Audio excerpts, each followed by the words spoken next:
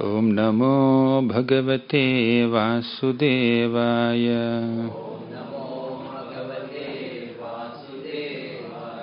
Om Ajnanatimmirandhasya Gnananjana-shalakaya Chakshurinmilitam Yena Tasmai Shri Gurave Namaha.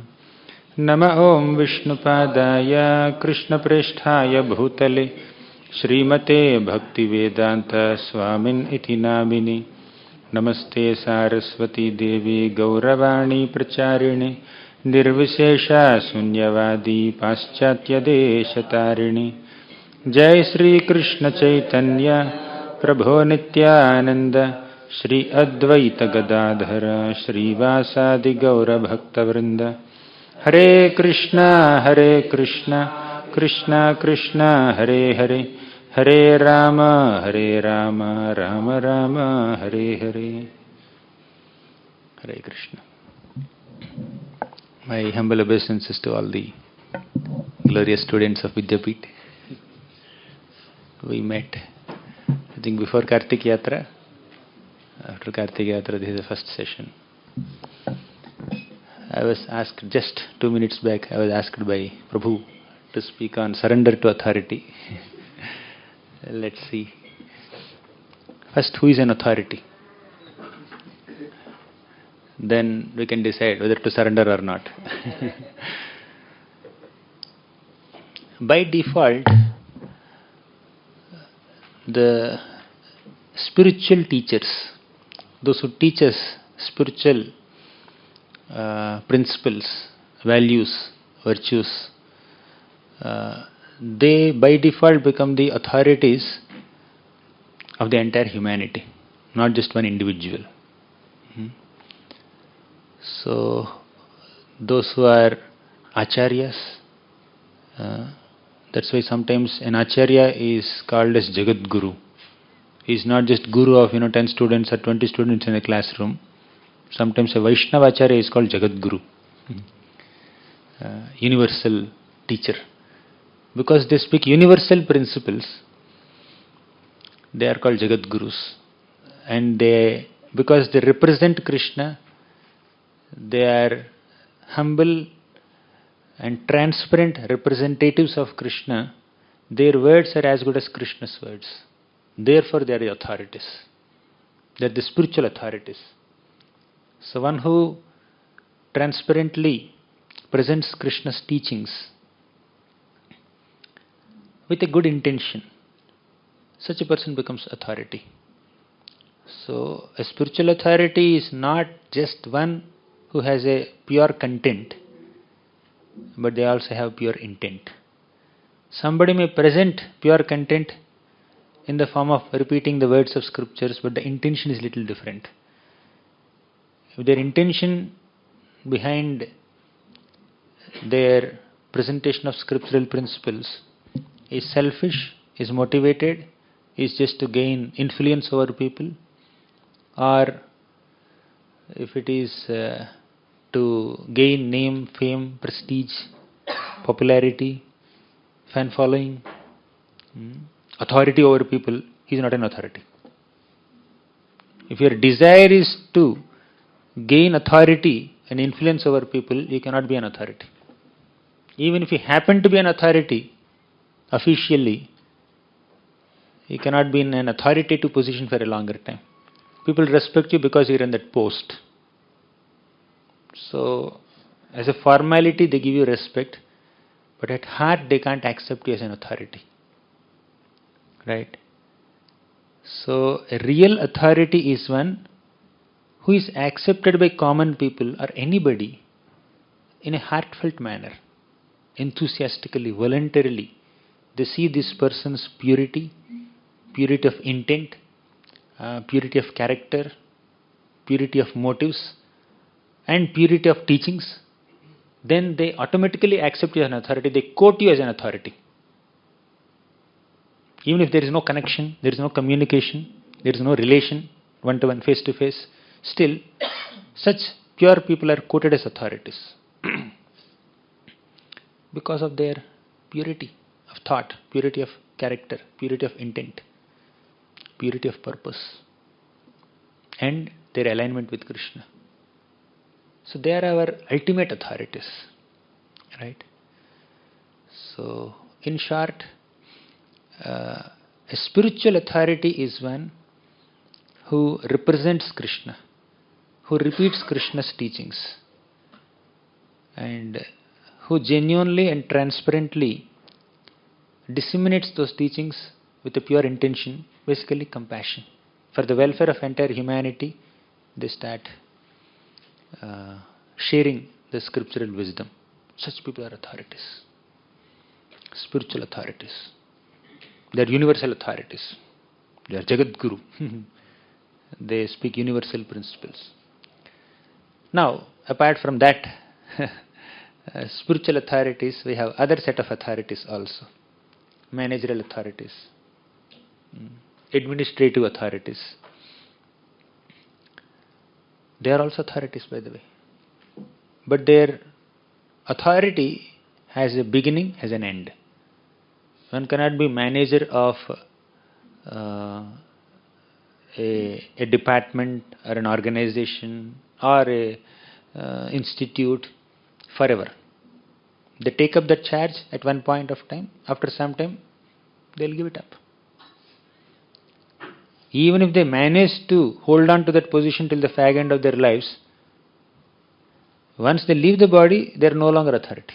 Someone else will come with more policies and protocols,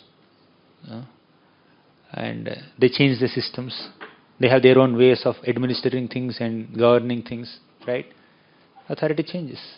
Managerial authorities may change, but spiritual authority will never change. Even after that quote-unquote spiritual authority passes away from this world, becomes invisible to the material eyes of this world, even after 50 years or 100 years or 1000 years, they are quoted as an authority. If you quote Ramanujacharya now, Ramanujacharya said something like this some 800 years back, 900 years back, people have to accept it. Madhvacharya said something like this. Vyasadeva wrote something in his books 5000 years back. You quote him, people have to take it as an authority. Vedic authority. Brahma said this, Narada Muni said this, Krishna said this. So, for a spiritual authority, there is no death, there is no ending. It's eternal. There are authorities in that subject matter. And even in material circles also, if somebody is sharing knowledge, and that knowledge is authentic knowledge, they are quoted as an authority. Even if you go to outside, educational institutions, some knowledge is there, right? So somebody has invented something or discovered something, they are quoted as an authority. Unless another scientist comes and proves that what this authority said is wrong, right? Even in material circles, material education, who presents knowledge, authentic knowledge, nicely experimented or validated knowledge, it's not as good as Shabda Praman, definitely. It's not as authoritative as spiritual principles. But even in material circles, after the death of the person also people are quoted as authorities, if they are presenting pure knowledge. Pure knowledge of this temporary world, at least. Periodic table. What is that? H2O. O plus 2H. Huh? Or something like that. So there's chemistry equations, they'll not change much, right? Unless some scientist comes and proves something else. But they are also a knowledge platform, so they are quoted as authorities. But as far as managerial authority is concerned, it keeps changing. Within one lifetime only, one can have multiple authorities, multiple bosses. So after identifying multiple types of authorities, primarily two categories of authorities, spiritual authority and an administrative authority. And after understanding that spiritual authority is eternal authority, it's forever, because they speak pure principles with pure intent. And managerial authority has a beginning, has an end. Now, let us discuss a little bit on how to deal with those authorities. How to deal with those authorities. As far as spiritual authority is concerned, there is no scope of denying. because there is no flaw there. If somebody speaks purely from Bhagavad Gita, Srimad Bhagavatam, they are speaking principles of Karma Yoga, Jnana Yoga, Bhakti Yoga, Dhyana Yoga, especially Bhakti Yoga. They are presenting the authentic pastimes of the Lord, Nama, Rupa, Guna, Leela of Krishna. There is no question of denial. And one who denies such a person is labeled as atheist, Nastic, etc., etc. Right? In civilized circles. But in the modern world, some people consider denying spiritual authority or Vedic authority as a fashion. Right? Rejecting Vedic authority, rejecting that Dharma which is propounded by the Supreme Lord and His pure representatives is considered fashion. Rejecting that is considered fashion. Even Yamadutas follow the same thing. Dharmam tu sakshat bhagavat pranitam. Yamaraj and Yamadutas, they had a conversation. So, dharmam tu sakshat bhagavat pranitam means whatever the Lord has ordained is called dharma. And that authority has to be accepted. So, and whoever is representing that dharma, whoever is propounding that dharma, like the 12 Mahajans or 6 Goswamis or various other acharyas, Vaishnava acharyas in the parampara, so they all are considered authoritative even after their quote-unquote lifetime. Centuries after their departure from this world, they are still quoted as authorities. But as far as managerial authority is concerned, yes, we understand that there is a beginning and an end, but a civilized human being must submit to that authority. And even though it's a temporary position, Brahma's position is temporary. It lasts only for 100 years according to his calculation. Indra's position is temporary. It lasts only for 1/14th of a day of Brahma. Even the position of Saptarshis, 1/14th day of Brahma. Manu's position, 1/14th of a day of Brahma. And some earthly kings are there. Within that one manvantara, they may rule for a yuga or few yugas, or some people few years or few decades, maximum a few centuries. So people's authority over some people or some land is restricted by time. Bharat Maharaj ruled entire Bharatavarsha for how many years? 11 Arbuda years, right? Is it right? Very big calculation. Forgot. You came to 10th canto. How can you remember 5th canto? So he ruled for such a long time, thousands of years. But when he retired, he is no longer the authority there. His descendants will take care. Gaya and other people will take care of the kingdom. They will have their own policies. They may even change the policies according to time plus circumstances. And this Bharat Maharaj also, when he became overly attached to the deer, and he became a deer in the next life, and after repenting for his mistakes, he again took birth as Jada Bharat. He was once forced by Maharaj Rahugana to carry his palanquin. There, Jada Bharat was just a ordinary citizen. That too, madman, apparently mad, dumb, dull-headed person, just wandering, physically looks little healthy, therefore he was forced to carry the palanquin. He is nobody. And one little king, one very small king, the king of Savira, not the king of Bharatavarsha by the way, a king of Savira province, which is a very small part of entire Bharatavarsha. So he comes and says, I am your master, you are my servant. Understand? I am your authority. You are supposed to carry the palanquin. If you don't carry the palanquin properly, I will punish you. You see? If that Rahugana had said the same thing just a few years back, when Bharat was still ruling the kingdom, Bharat ruled for 11 Avruda years. Although he had exercised his authority for thousands and thousands of years, just the time changed the situation in such a way that one subordinate king, subordinate of subordinate of subordinate king, who is very, very feeble in comparison to Bharat Maharaj, he engaged Bharat to carry his palanquin. How can we hold on to any position or power? How can we consider ourselves authorities? Authorities in this field, authorities of these people. One has to do the needful while being in that authoritative position.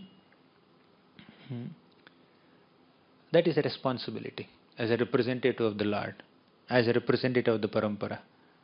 But one who over-identifies with that role of being an authority can easily be captured by Maya. When you start identifying yourself as an authority, then you are opening the doors for Maya. Maya, come. Opening the curtains, please come inside. Embrace me. Completely overwhelm me. So one has to do the needful according to that authoritative position. But Rahugana's problem is, he overly identified himself as the king, as the master. And he thought that it is his privilege, his authority, it is his hak to engage people the way he wants. Then Jadabharat replied to him very strongly. What authority are you talking about, my dear king? All these positions as servants and masters are conventions. Then Rahugana comes with a very strong reply. Although they are conventional, although they are temporary, I understand that. Still, as long as I am the master, I have the right to punish mischievous subordinates, isn't it? Then he gave a very fitting reply. Jadabharat gave a fitting reply. What is that? Yes, as a master, you can punish your servants when they do some mistakes. You can engage them, you can receive services from them. But not forcefully. So one can exercise one's authority as a responsibility, as a duty, in the mood of a representative of the Lord. Or one can exercise one's authority to exploit common people, to exploit simple people. Rahugana has forcefully engaged Jadabharat to carry his palanquin, and even the other people also were carrying palanquin not out of love, not out of affection, but out of obligation, out of fear. If you only induce a sense of obligation and fear in your subordinates exercising your authority, that is temporary. That is Maya, basically. That may be required to some degree to make a uncivilized subordinate to surrender. Sometimes such people can be shown a sense of duty or obligation or responsibility or even fear factor just for their own benefit. But if the authority himself wants to maintain his authority only by creating fear in the hearts of people who are under him, then such an authority is not fit to be an authority for a long time. Even if they manage to stay like that. A real authority, whether it is spiritual authority or managerial authority, a real authority is one who offers love, affection, who is a genuine well-wisher of his or her subordinates. When that genuine well-wishing intent is there, even if this authority bosses over the subordinate is happy to be bossed over by such an authority, because the underlying intention is a well-wishing intention. There is love, there is care, there is concern. That kind of, you invoke service attitude in people, not showing your position or power or authority. You invoke genuine service attitude in people by showing how much you love them, how much you are concerned about them, how much you care for them, how much you are a well-wisher, genuine well-wisher, how much you rejoice their success, how much you are desiring their welfare. When people understand that intent, they'll happily come and serve you. You don't have to show your, I'm boss. You don't have to remind. Samjha मैं authority हूँ. Do you remember? I'm your authority. You don't have to remind people like that. If you have to give 10 reminders, I am counselor, you are counseling. Understood? I am mentor, you are mentee. Understood? I am master, you are servant. Understood? I am king, you are a citizen. If you keep on boasting about yourself or reminding people about these official tags, and based on that you make people work or make people submit to you, that will not last for long. Such a relation cannot last for a long time. That's what Hiranyakashipu did. Artificial surrender. He said, speak on surrender to authority. So that surrender which is invoked by showing one's authoritative position is not real surrender. That surrender which is invoked by showing your love, your affection, your well-wishing intent, that is real. And people will be eager to serve, extend themselves. Even if they are unable to do something, they want to do it. They don't have the ability, but they have willingness. Right? So those quote-unquote managerial authorities or administrative authorities are quote-unquote temporary authorities who deal with their subordinates with this well-wishing nature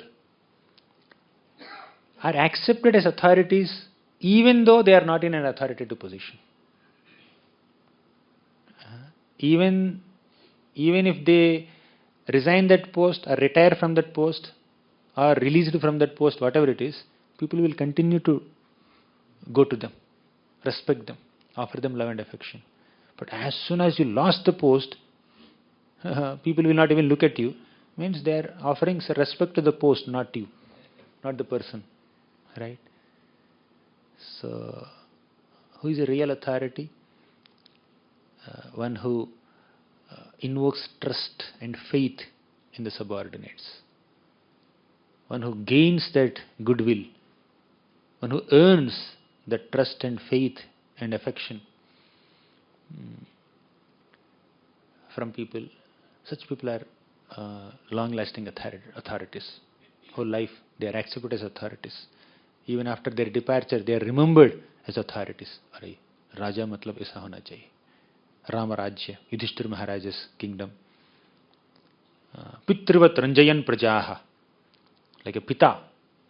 So most of the kings whose stories are described in Srimad Bhagavatam, whether it is Prahlad Maharaj or Dhruva Maharaj or Ambarish Maharaj or Prithu Maharaj or Bharat Maharaj, all such great kings, Nabhi Maharaj, Bharat or Rishabhadev,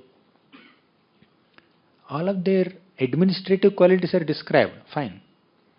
But apart from more than administrative qualities, their spiritual inclinations are described, and also their loving dealings and well-wishing intentions are described. How much are they acting as well-wishers? That's described.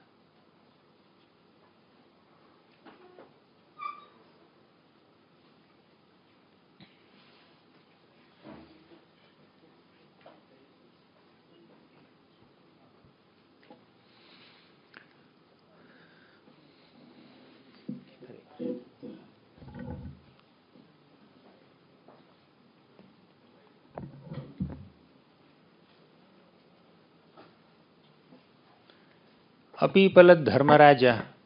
So in that shloka, Dharmaraj, Yudhishthira Maharaj, is described as Mukunda Manasodvija.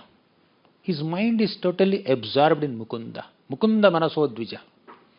Nispriha Sarvakamebhya. Nispriha means absolutely no attachment. He has no inclination towards anything. Nispriha Sarvakamebhya means he is detached from all kinds of material desires. The detachment makes one an authority. An authority who is attached to one's authoritative position, the chair, the post, the privilege, will only face frustration over a period of time. But one of the important characteristics of an authority is detachment. He is not attached to that position at all. Nispriha sarva kamebhya. What does it mean? Yudhishthira Maharaj's leadership qualities are being described by Sutta Goswami in the first canto, 12th chapter. You remember this? Apipala Dharmaraja. So in that shloka, Krishna Padanu Sevaya, He is absorbed in service to the lotus feet of Krishna and is ruling citizens in accordance with the teachings that he received from Krishna and Bhishma. Nishamya Bhishmoktam Athachyutoktam. Nishamya Bhishmoktam, whatever Bhishma taught him. Atha Achyutoktam, whatever Achyuta taught him. According to that, he is ruling the kingdom. He has accepted his authority. A right authority is one who has accepted a right authority. Then only he will become an authority. If you reject your authority and you start becoming your own authority, authority of some people, then people cannot accept you as authority. Even if they accept, it's like a conditional acceptance. It's a temporary acceptance. It's an obligatory acceptance. It's not a voluntary acceptance. The real authority is one who induces that voluntary acceptance spirit in the heart of the subordinate. So, parents are natural authorities to their children. Teachers are natural authorities to their students. King is a natural authority to the citizens.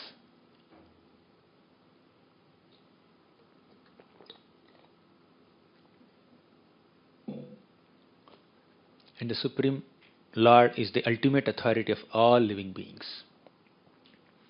And whoever is accepting the supreme authority of the Supreme Lord is considered an authority. One who rejects cannot stay in that authoritative position. Any example? Vena. Vena said, who is that Vishnu? All of you are worshipping Vishnu. You are offering oblations in so many sacrifices. You are conducting sacrifices in the name of Vishnu. King is the personification of all devatas. I am Vishnu, I am Brahma, I am Shiva, I am Indra, I am Chandra, I am Varuna, I am Vayu. You are supposed to offer all your oblations to me. Conduct your sacrifices in my name, chant my name. He started giving Vena Gita. Before Krishna started Venu Gita, he started giving his Vena Gita. And the sages cursed him and pulled him down. You are no longer an authority, you are unfit to be an authority. Actually, you are unfit before only. But we wanted to give a chance. They gave a chance to him. But he proved himself, yes, I am totally unqualified to be an authority. So fine, we accepted your disqualification. So we pull you down. Then Prithu Maharaj is enthroned as an authority. And people are glorifying him. Immediately what did Prithu Maharaj say? Prithu Maharaj immediately said that in such great assemblies, the Supreme Lord Krishna is supposed to be glorified. Not me. Not an insignificant person like me. All these Sota Magada Vandis, the professional bards, they started glorifying Prithu Maharaj in such great assembly where so many Brahmarshis, Rajarshis, Devarshis have assembled. And here is Prithu Maharaj humbly saying that, no, I don't deserve such glorification.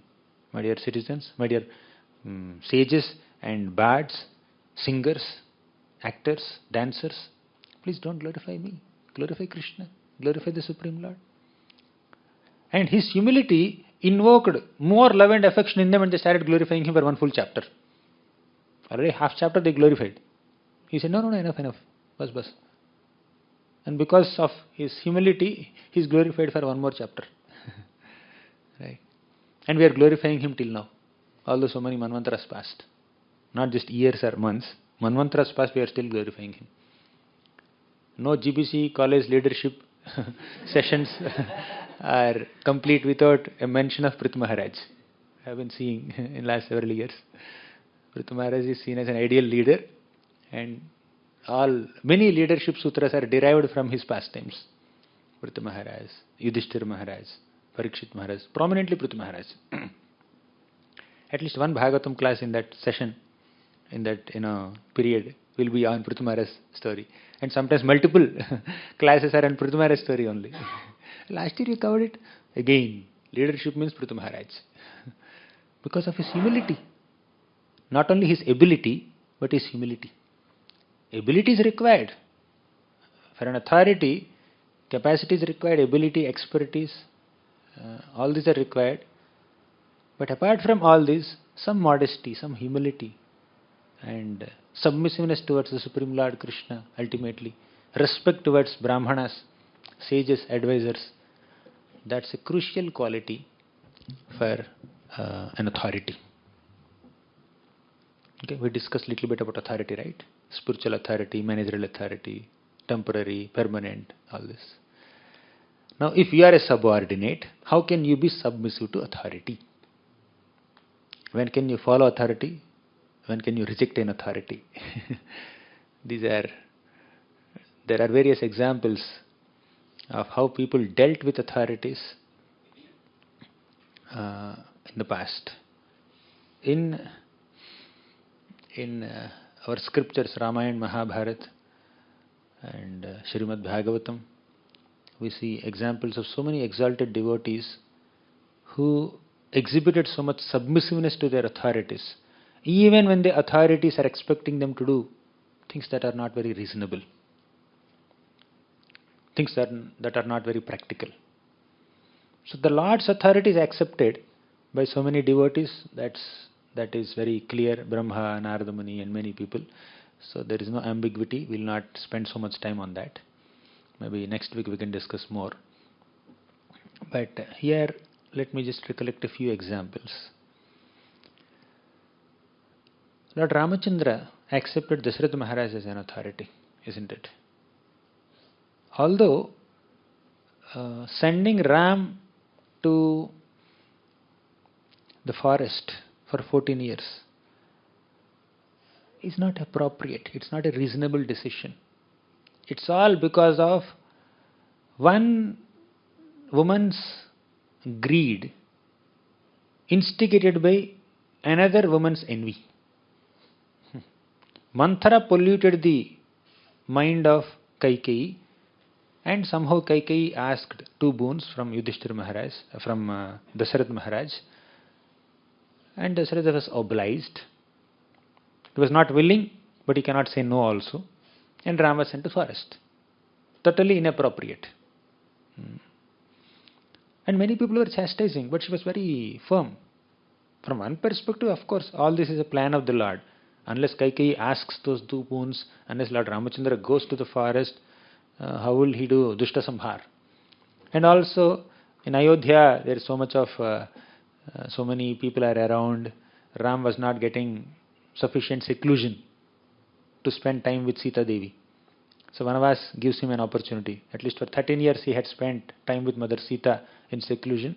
In the 14th year, last year, Ravana came and kidnapped and many other things happened. So ultimately, Kaikeyi is asking boons from Dasharatha Maharaj is a part of the Lord's plan, in one sense. But from another practical perspective, human perspective, if you see this, Kaikeyi is asking such boons is very inappropriate. And Ram's going to forest also seems very unreasonable to the entire Ayodhya city. Even to Bharat Maharaj, Dasharatha Maharaj, Vasishta was chastising Kaikeyi. Sumitra, Kausalya, they were weeping. Lakshman was in a mood of, confrontation. Ram pacified him. Sita Devi just humbly followed Lord Ramachandra. But Ram chose to follow without any protest. So, it's not just a managerial authority, it's not a spiritual authority, or it's not like parents or father or elder. It's the etiquette, it's the culture, it's the dharma that Ram is upholding. Right? If Ram says, why am I supposed to go to the forest? Give me one valid reason. Then Kaikeyi's bad intentions or her greed, selfishness will be exposed. It's already exposed. Right? But Ram did not choose to confront with Kaikeyi. He just accepted. And if you go to Mahabharata,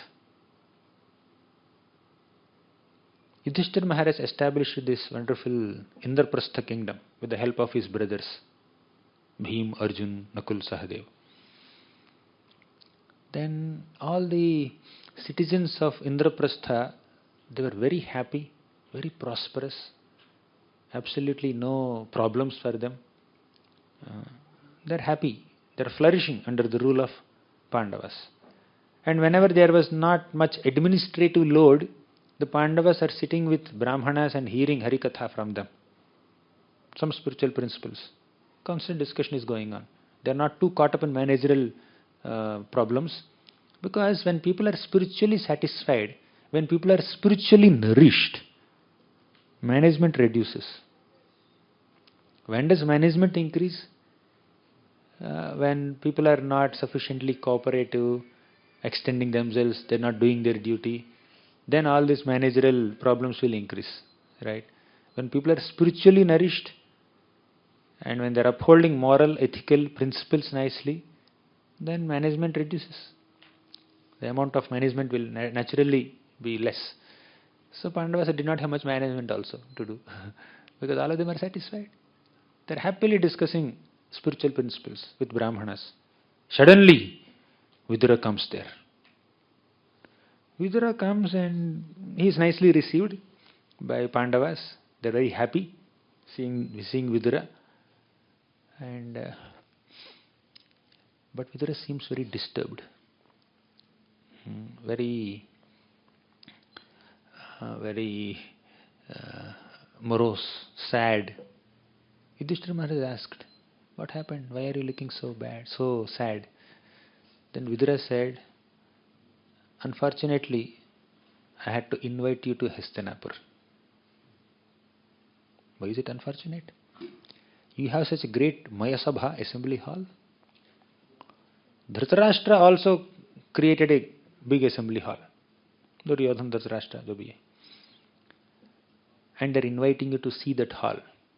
And also have a nice gambling match, some dice game there in that hall. Just accept this loving invitation. Then Yudhishthira Maharaj was apprehensive. Oh, should I accept this? And one thing is, Dhritarashtra invited. He's my elder. He's like my father. My father died. My father's brother is like my father. I cannot say no to his order. At the same time, why gambling match? We can come and see the hall, not gambling match. We can't participate in that, and that will create unnecessary conflict, war, etc., etc. Then Vidura said, "I already told. Whatever concerns you are raising now, I have already expressed in front of Dhritarashtra, but looks like Duryodhan wants to engage Shakuni in a gambling match with you and somehow usurp your property, and Dhritarashtra is supporting that idea." Yudhishthir can say no. But Dhritarashtra is my authority. How can I say no? I cannot say no. I'm not supposed to say no. I have to accept it. Okay, let's see. So he went. It seems that Yudhishthira Maharaj is not very expert in gambling, although some people project him like that. Some movies may depict him that as a gambler. He is not, by the way. Neither he is inclined to gamble, nor he is expert in gambling. He expressed his apprehension and disinclination in front of Vidura clearly. And once he went to Hastinapur, in Hastinapur also, when the dice were placed in front of him and Shakuni is calling, Duryodhana is calling, he again asked, "Why do you want to gamble? You come here, it's like a get-together, family get-together. We'll spend some time and we'll go. Why do you want to unnecessarily play this dice game?" But Shakuni provoked. You have to do it. The king wants you to do it. Or he says, "You are afraid, right? You're afraid, right?" So this kind of provoking thing. So one thing is, as a younger member of the Kuru dynasty, he is not supposed to say no to his elder, Dhritarashtra, the king's order. Although he himself is an emperor, still he could not say no to Dhritarashtra. He is giving that respect.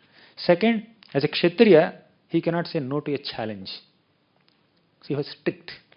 He was trapped. And many other things have happened.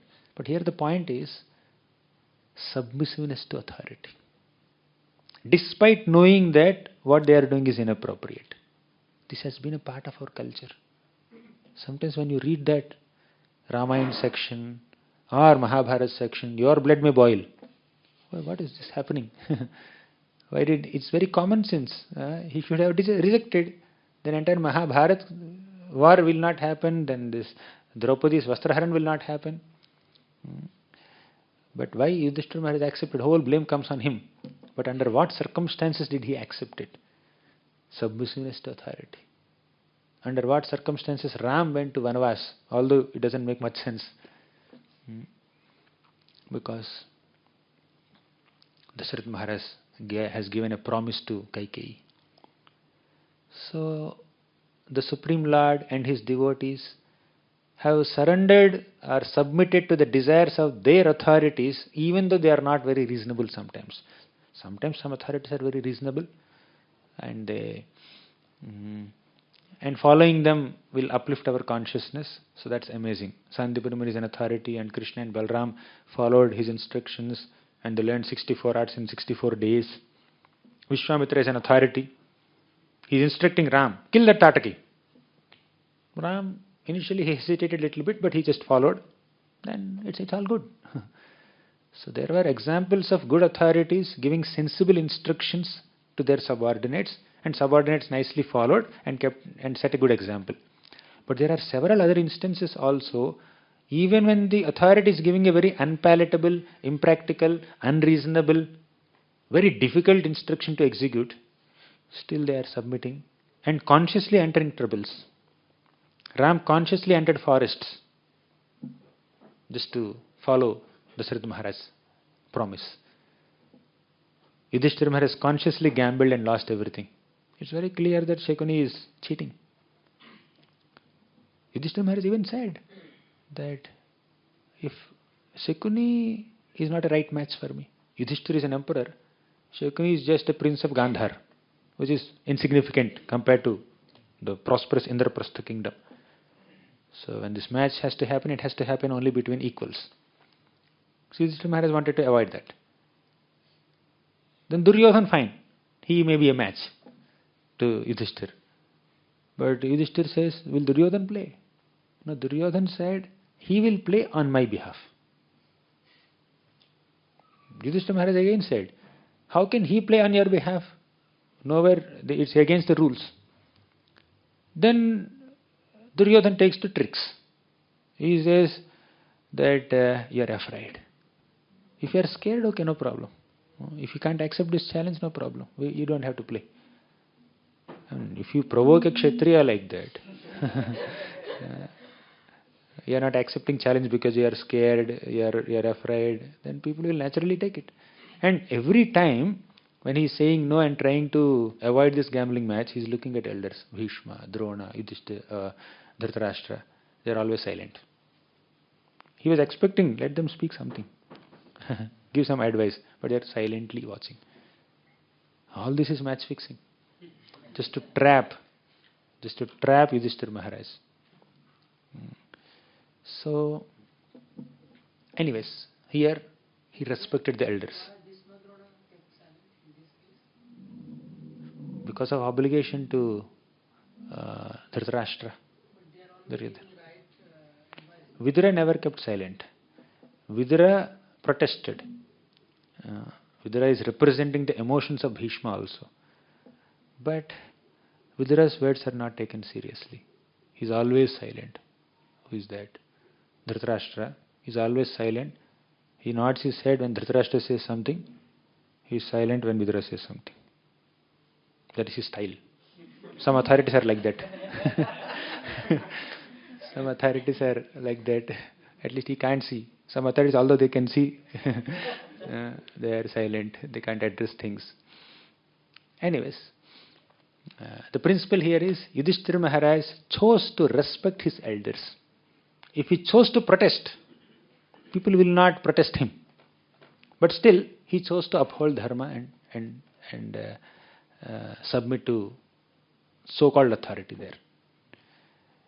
And similarly, Jamadagni instructed Parashuram to kill Renuka, mother, and also brothers, all the brothers of Parashuram. Parashuram understood. If I say no, already my brother said no, and my father called me and told me to kill them.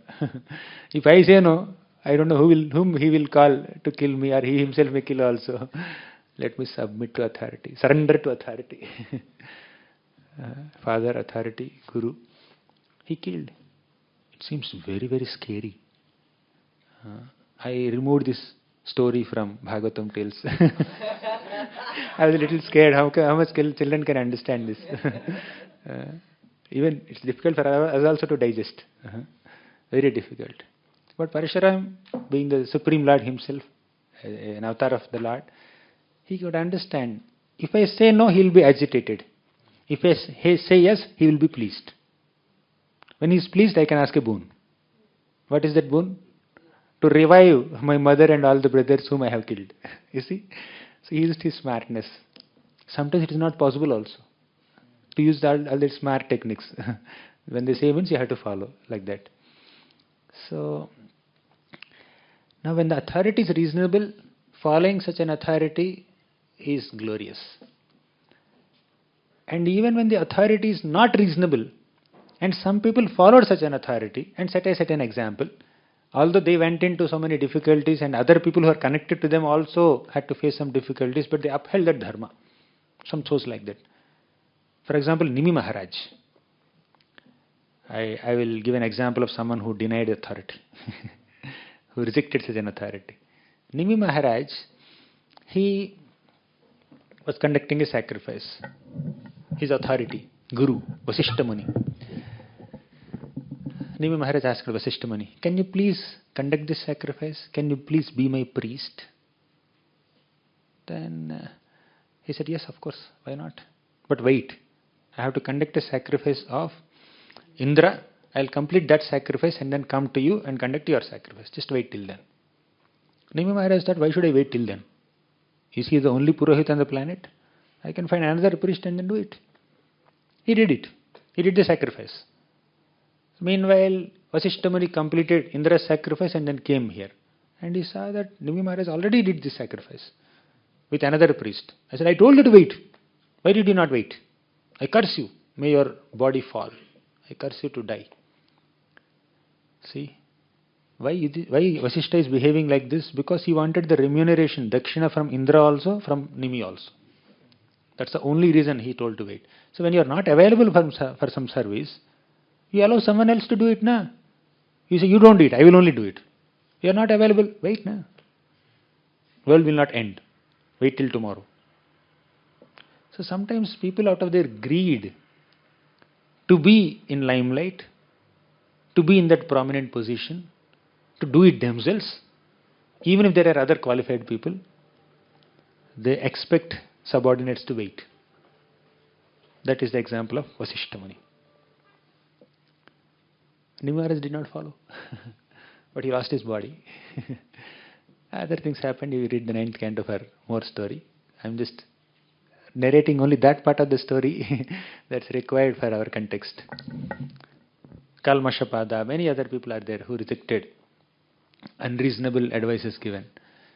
But looks like in the entire universal history, those who managed to respect quote-unquote authorities, even if they are unreasonable, their examples are quoted more vividly and they are respected more. Whether it is Ram accepting Dasharatha Maharaj's desire, or Parshuram submitting to Jamadagni's instruction, or what else? Yudhishthira Maharaj. Of course, some of them are criticized also. But at the same time, they want to teach something to us. Yudhishthira Maharaj, by his submissiveness to Dhritarashtra and doing this gambling match, he taught for the entire humanity, for all time to come, never fall into the trap of gambling. Even such a person like me also can lose everything, including one's own self, one's own brothers and one's own wife also. He gave a very, very grave message to all Kali Yuga gamblers. Right? But still gambling is going on.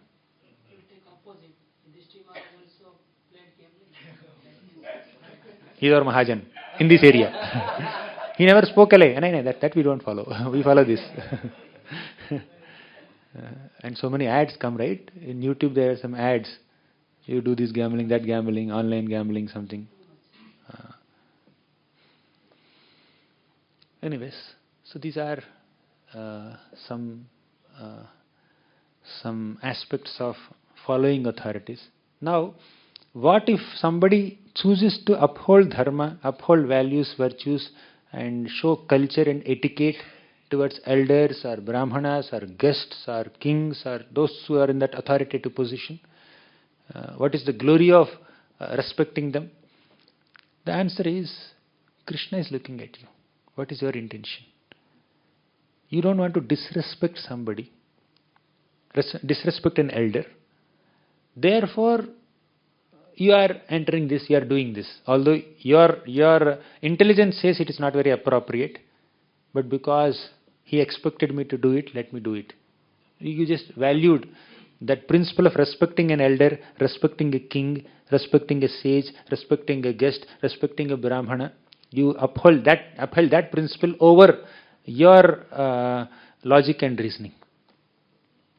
Although this is more valuable than that, but still you upheld that. So that intention is recognized by Krishna, and eventually Krishna will do the needful. There was just 13 years delay, that's all. So Pandavas' property was taken away, and wife was insulted. They were sent to the forest for 13 years, and after that Krishna did the needful to orchestrate a Kurukshetra war and kill not only Duryodhan or Dushasan, but all the 100 sons of Dhritarashtra and everybody. So Krishna had a bigger plan to destroy entire adharma in the entire planet Earth. Not just Duryodhan for insulting Draupadi or Dushasan for insulting Draupadi. There are many people like Duryodhan. Let's bring all the people at one place and let's just do a mass killing, mass punishment of all these people. So Krishna orchestrated that Kurukshetra war. So ultimately Dharma wins. Even if somebody is in an authoritative position without qualification and the subordinates are following them out of their etiquette, their culture, that does not mean whatever that so-called authority says is the Veda Vakya. Krishna will do the needful. Krishna will do the needful to annihilate such unqualified so-called authorities sooner or later. But if you uphold Dharma, Krishna will recognize you. Ambrish Maharaj, what mistake did he do? This Durvasa Muni comes and creates a fiery demon to kill Ambrish Maharaj just because he took a drop of water before arrival. Where is it mentioned that before your guest eats, you should not drink water? He says, you have eaten. He didn't eat, he drank. That too just to break fast, which is not considered fast breaking also. But Durvasa Muni was so was very furious. He is thinking that I am a guest and he is host. I am a sannyasi, he is a grihastha. I am a brahmana, he is a kshatriya. From varna perspective, from ashram perspective, from etiquette perspective, I am better than him. Therefore he is supposed to honor me, respect me. And my sense of false prestige or ego is crushed, is attacked. So let me just kill him. Kill him directly. And Ambrish Maharaj is also thinking in similar lines. He is a guest, I am host. He is a sannyasi, I am a grihastha. He is a brahmana and I am a kshatriya. In all ways I am inferior to him. Whatever decision he takes, even if he takes a decision to kill me, let me accept it. Surrender. Submissiveness. He accepted out of his culture, his etiquette. But Krishna did not accept. He sent Sudarshan Chakra to chase Durvasa Muni. So even if you follow an authority who is not reasonable, Krishna will protect you. But if you disrespect, if you confront, then depending on what mood are you doing, ultimately. But genuine people, they have that etiquette. They want to uphold dharma and etiquette over their own personal pain and all. And we are not saying that we have to be like this only. In the name of humility, respect, culture, we need not allow ourselves to get exploited so much. That is also another principle. undoubtedly. That's what Arjuna was doing. Arjuna, even after 13 years also, while standing on the battlefield of Kurukshetra, he says, I will not kill. They are my authorities. They are my seniors. They are my gurus. They are my superiors. How can I kill them? I will go and beg. I will renounce kingdom. Krishna says, no, you have to kill them. Even if they are elders to you, you kill them. Because they took the side of adharma. So in what mood are you raising your voice? That matters. But generally speaking, in all contexts, although there are hundreds and thousands of provoking situations confronted by devotees chose, pure Vaishnavas chose to uphold culture, values, respecting their authorities in some way or the other. So let's respect them. Let's not protest. Amrish Maharaj or Lord Ramachandra. Lakshman was protesting. Ram said, hey, relax. No, let's go. Father, how can you say something to father? Let's go. Parashuram, many of them. But sometimes it's very difficult to follow these ideal examples. There are other examples also. Whatever you follow, you follow with a pure heart, not with a grudging heart. Follow with the good intention. I'm not concluding anything. I'm not saying you be like Ram or Yudhishthira Maharaj. If someone calls you for a gambling match, just because they are seniors, I have taken, 4 regulative principles, no gambling. You can say that. I'm not giving any message, I'm just presenting all observations and doing some analysis. You decide. But following authority and being submissive to authority and respecting authority is a principle that is upheld by many great souls, even in very, very provocating situations, even in very unreasonable situations. Prabhupada also writes, a senior may sometimes chastise. But a junior has to be a little patient. It's okay. Sometimes the chastisement may come unreasonable also. You have to be a little patient. But somewhere, some voice is there within that keeps coming out. Right? Ultimately, it boils down to one's nature, whether they will keep quiet or...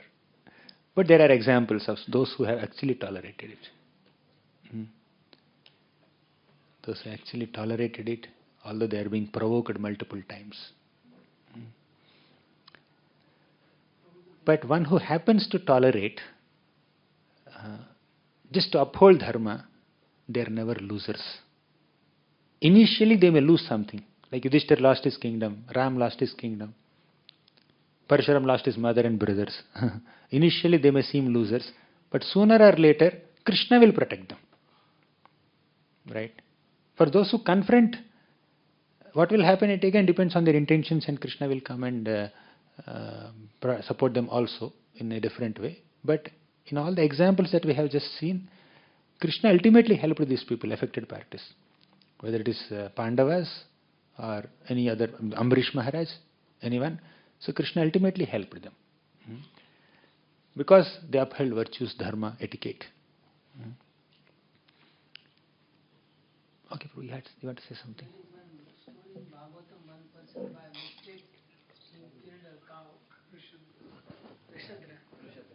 What is lesson there?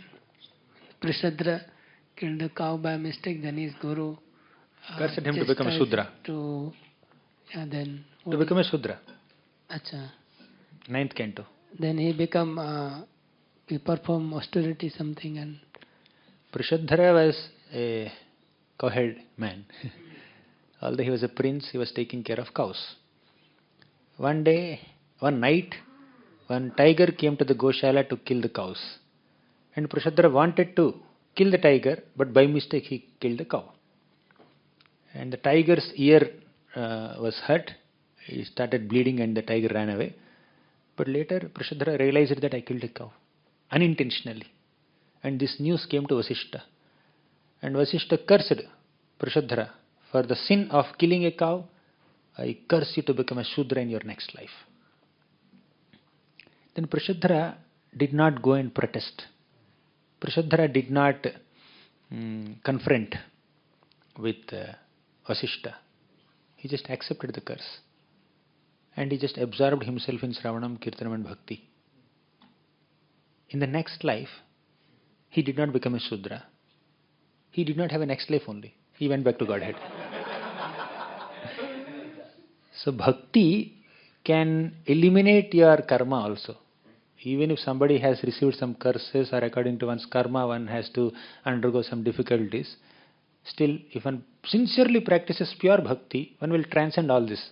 Now, all these examples that we have seen, they are all on material plane. Many are material plane. They confronted or they bossed over me, they did like this.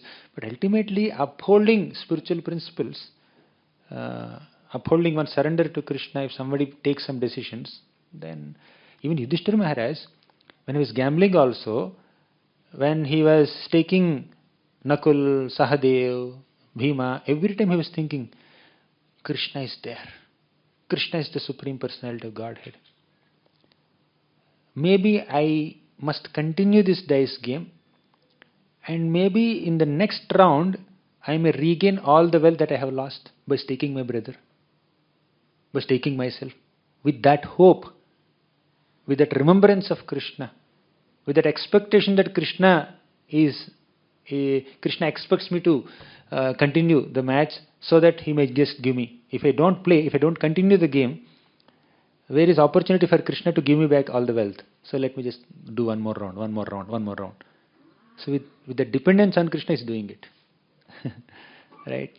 But ultimately it's Krishna's plan, because he wanted not just to kill Duryodhan and other people, he wanted to bring all the supporters of Duryodhan at one place and kill all of them at once. Right? Like Jarasandha, Krishna was not killing Jarasandha. Although Balramji, Krishna, they defeated Jarasandha's 23 Akshohinis of armies, they were not killing Jarasandha. Why? Because Jarasandha would gather so many other miscreants and bring them right at the doorstep of Mathura city, so that Krishna can kill all of them. You see? So Krishna has a higher purpose. And Yudhishthir, although he's giving us lessons not to enter gambling, although he's gaining so much criticism that Yudhishthir is like a gambler, but he is conscious of Krishna while playing dice game. He is respectful towards his elders while playing the dice game, and he was trapped and then he lost everything. Ultimately, Yudhishthira Maharaj is playing the role of an instrument in Krishna's plans.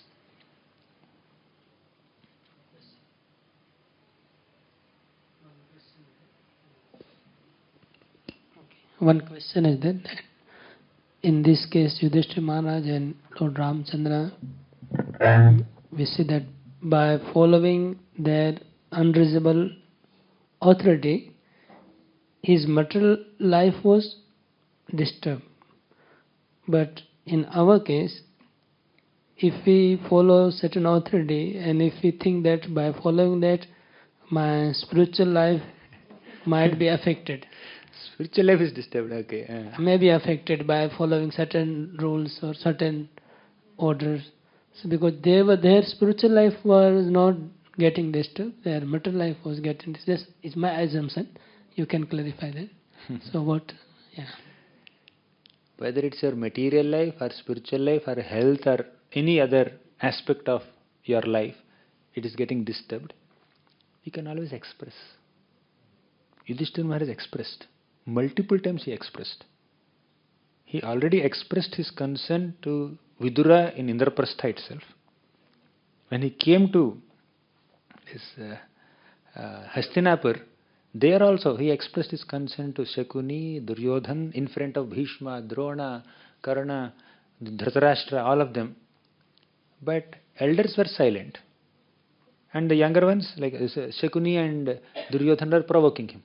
As a Kshatriya, it is not his dharma to reject a challenge. Right? So, and as a human being or as an individual, he is not supposed to reject authority. Because very evident, very clear invitation. They were called for gambling match by Dhritarashtra. He is my father. He is like my father. How can I say no to him? And even though I'm expressing I don't want to do it, I can't do it, he said that I don't want to lose my wealth, which is meant for the service of Brahmanas. And I don't want to gain more wealth through gambling. So, I have no interest in losing money or gaining money. Why should I gamble unnecessarily? He clarified that. Still they say they're silent. And they are silent. King is silent, and Duryodhana is speaking on king's behalf. See, king wants you to play. It's pressure. Okay, let me do. Thank you very much. Granth Raj Srimad Bhagavatam ki jai. Srila Prabhupada ki jai.